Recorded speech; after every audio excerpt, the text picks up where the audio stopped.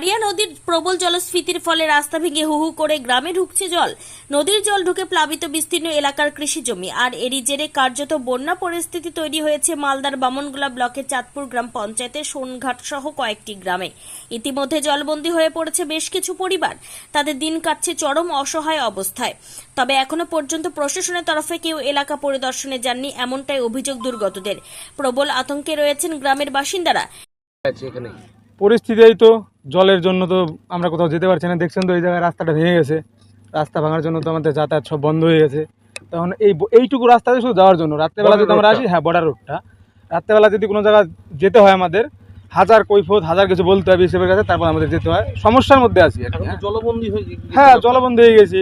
এখন এই যে দেখতেই পাচ্ছেন এই জায়গায় নৌকা ছাড়া তো এই পাড়ার লোকজন তো এই পারে আসতেই পারবে না।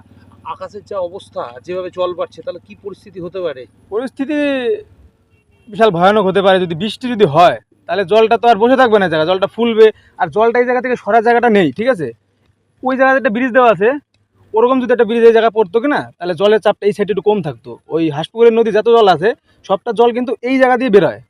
হ্যাঁ, ওই নদীতে আর কতটুকু জল বেরোবে? সবটুকু জল। খোঁজ নিয়েছে ভিডিও অফিস থেকে বা কেউ এসে? না না, এখন তো এখনো পর্যন্ত উপর থেকে কোনো লোকজন আসে নাই বা কাউকে কিছু জিজ্ঞেসও করে না যে আপনারা কেমন আছেন, কি আছে পরিস্থিতি। গ্রামের পঞ্চায়েত প্রধান আসে দেখে, বাস।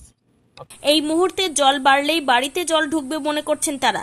রাস্তা ভেঙে যাওয়া একমাত্র ভরসা বিএসএফ রোড, যা সন্ধ্যার পরে চলাচল বন্ধ হয়ে পড়ে। অসহায় অবস্থায় গরু ছাগল নিয়ে সমস্যায় পড়েছে এলাকাবাসী।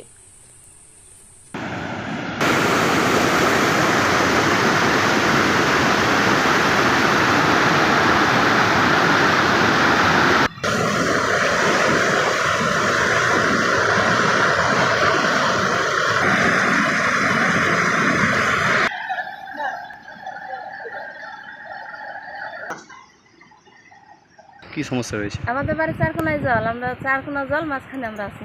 মানে বাড়ি থেকে বেরোনো? বাড়ির থেকে বেরোনো যায় না। কোন জায়গায় এটা? এই তো এই যে কি গ্রামের নাম কি? গ্রামের নাম হচ্ছে নারায়ণপুর।